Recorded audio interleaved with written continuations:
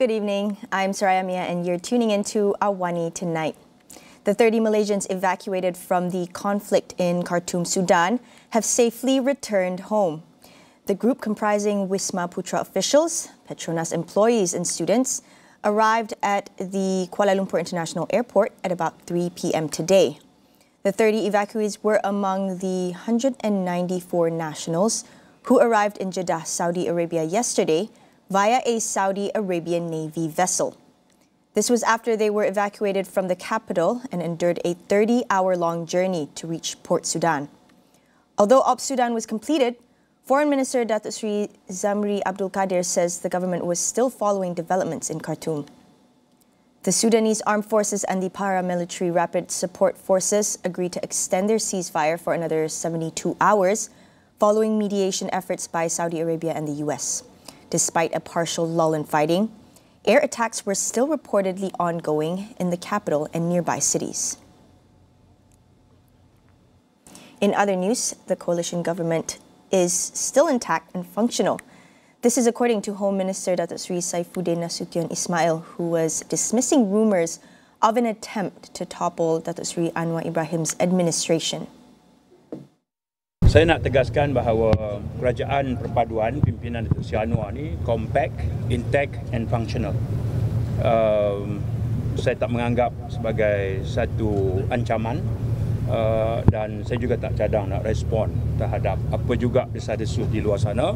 Fokus kami sekarang adalah untuk pulihkan balik ekonomi, bantu rakyat terutama selepas post-Covid ini. There were previously claims that 10 MPs who earlier supported Tan Sri Muhyiddin Yassin as Prime Minister after GE15 wanted to overthrow the current government by quitting their seats, forcing a by-election. Meanwhile, the Barisan National Supreme Council on Thursday had unanimously agreed to back the coalition government. This was decided during a meeting yesterday, chaired by President Datuk Sri Dr. Ahmad Zahid Hamidi and attended by all BN component parties. Bersatu has filed a judicial review to vacate 4 parliamentary seats in Sabah won by its former members during the last general election. The party is also seeking a declaration that the 4 MPs cease to be members of the Dewan Rakyat. The party filed the review at the High Court on April 17th and named Dewan Rakyat Speaker Datuk Johari Abdul, Papa MP Datuk Armizan Muhammad Ali, Batu Sapi MP Khairul Firdaus Akbar Khan, Ranau MP Jonathan Yassin and Sipitang MP Datuk Mat Bali Musa as the respondents. Bersatu claimed that Johari's decision not to vacate the parliamentary seats was tainted with illegality. It is also seeking an order for the Speaker to inform the Election Commission about the vacancy within 21 days of the order. The 4 MPs were elected in GE15 under the banner of GRS, which included Bersatu as a coalition member. After the elections, however, GRS ended its alliance with Bersatu and joined the ruling bloc. Bersatu said this prompted its Secretary-General, Datuk Sri Hamzah Zainuddin, to issue a notice of termination to the 4 MPs as they were no longer members of the party. According to the party, the 4 parliamentary seats should be declared vacant under Article 49A(3) of the Federal Constitution as the termination took place after GE15. Meanwhile, all activities outside the classroom will be suspended for areas with Air Pollution Index API readings above 100. The Education Ministry says reminders were issued for all learning institutions under it to take preventive measures in light of the hot weather and haze. Once schools reopen on May 2nd, the ministry said activities that expose students to hot weather conditions must be monitored to ensure the students' well-being. It added that learning institutions should cooperate with nearby health facilities in the event a student faces complications due to the weather. Learning institutions are also required to ensure sufficient supply of water at their premises and to encourage students to bring their own drinking water. They must also provide drinking waters to students living in dormitories if the situation becomes critical and there is no other drinking water source for students. After 5 months of being in Putrajaya, the coalition government has agreed in principle to provide an allocation for the administrative expenses of opposition MPs. Political scientist Wong Chin Huat explores this issue further explaining what has contributed to delays in negotiations. Both the government and the opposition parties actually do not disagree with each other because they share the same mindset. When they are in opposition, they believe that opposition MP should be given equal or equitable amount of Constituency Development Fund, CDF, because that's the right of every MP, regardless of their party affiliation. But when they become government, they believe then it is up to the government, it's a government mercy if they want to give it to the opposition. So that's the situation we are in.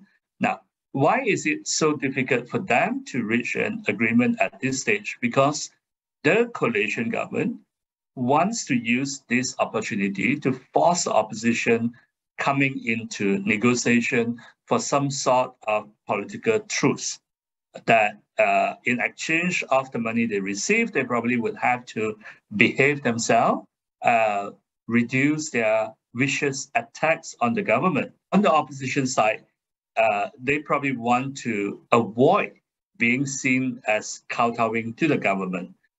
Beyond funding, Chin Huat said Perikatan Nasional MPs could ask for recognition of their shadow cabinet and more positions in parliamentary committees.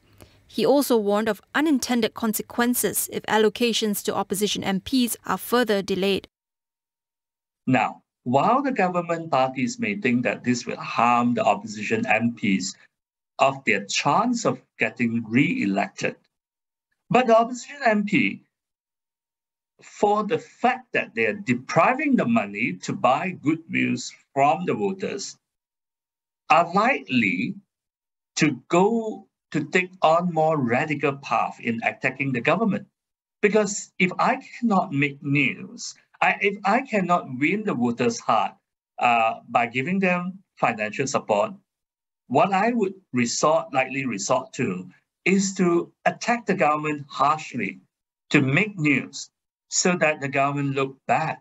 In that sense, there's no guarantee that the loser in denying Constituency Development Fund to the opposition MPs is limited to the opposition themselves. The government may be eventually suffering more.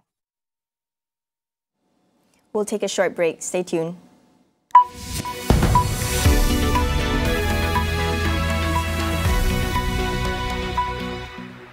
Saya ingin bebaskan rambut saya. Ya, lakukannya. Walau apa pun anda lakukan, jangan risau. Sunset Baharu dengan vitamin C, minyak argan dan elastin dalam Active Infusion untuk rambut lembut mengurai dengan haruman berpanjangan. Bebaskan rambut cantik anda dengan Sunset Baharu. Kepada anda yang merancang perjalanan untuk beraya, muat turun aplikasi Plus. Manfaatkan waktu dan ikuti perkembangan trafik semasa untuk perjalanan yang lebih lancar. Jika anda berdepan dengan sebarang masalah, hubungi nombor yang tertera atau klik butang SOS di aplikasi Plus. Nikmati kemudahan di RNR termasuklah bayaran tanpa tunai. Plus akan memastikan perjalanan anda sentiasa berada dalam keadaan yang selamat. Untuk maklumat lanjut, layari www.plus.com.my.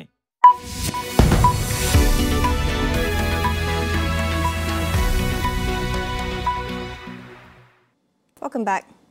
At least 11 people died and 9 missing when a boat capsized off the eastern coast of Indonesia's Sumatra island. Rescuers have retrieved 11 bodies, mostly women and children, and rescued 58 people so far, many of them unconscious after drifting in choppy waters for hours. The boat was carrying about 72 people and 6 crew members to the small island of Tanjung Pinang near neighboring Singapore. They were mostly people returning from visits to their hometowns to celebrate Aidilfitri.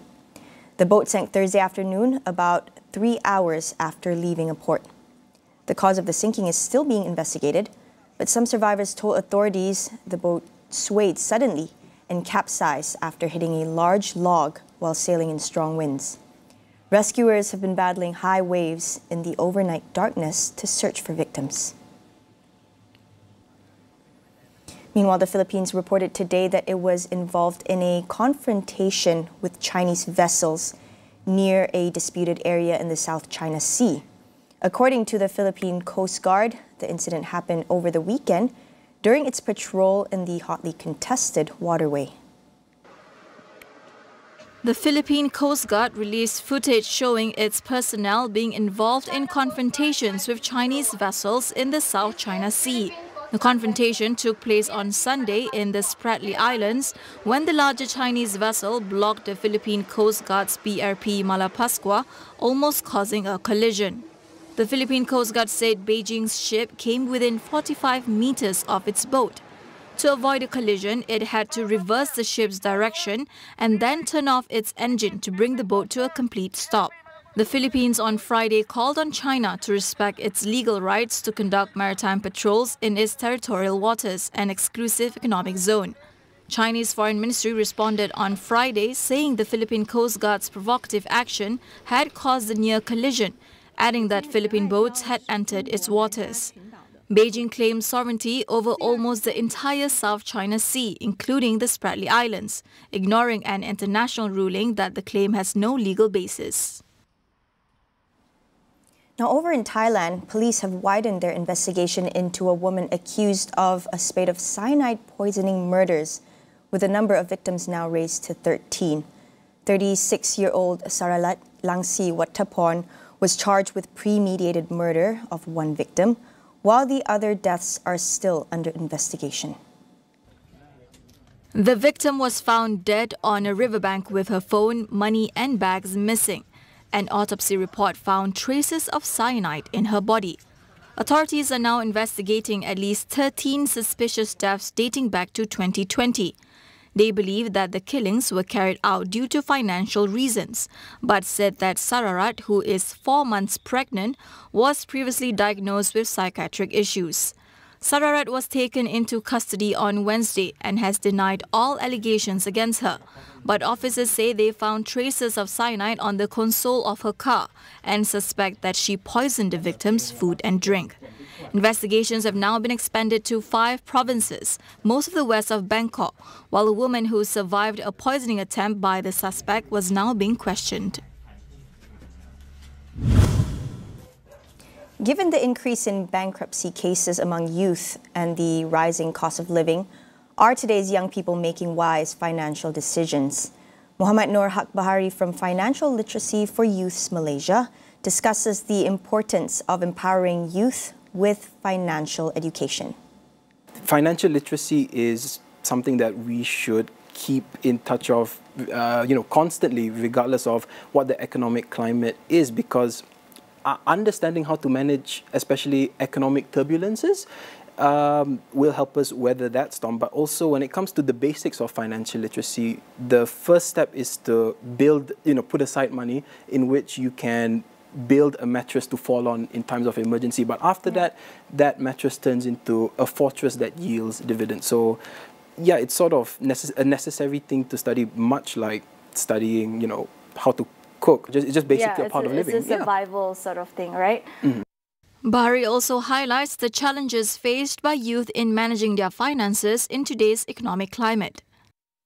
When we talk about youth managing their finances, I think the issue stems from the current, just general economic climate that we're in, not even the issues that we're facing in 2022, 2023 because of the Russian invasion of Ukraine, but it's because Malaysia is stuck in the middle income trap, right? So I think that's a wide enough tent to explain why wages are pretty low comparatively globally, and you see people having to scrape by rather than being able to start building those fortresses. So when we really talk about financial literacy, I'm always conscious of the fact that people simply just can't think of investing when they have to scrape by, especially those who come from all around Malaysia, like especially rural areas to KL. It's just not enough with sometimes the salary that they are getting, from what I hear from friends and peers. Catch the full conversation on It's About Youth every Friday, 10:30 p.m. on Astro AWANI. That's all for this show tonight. Thanks for watching. My name is Soraya Mia, and we'll see you next week.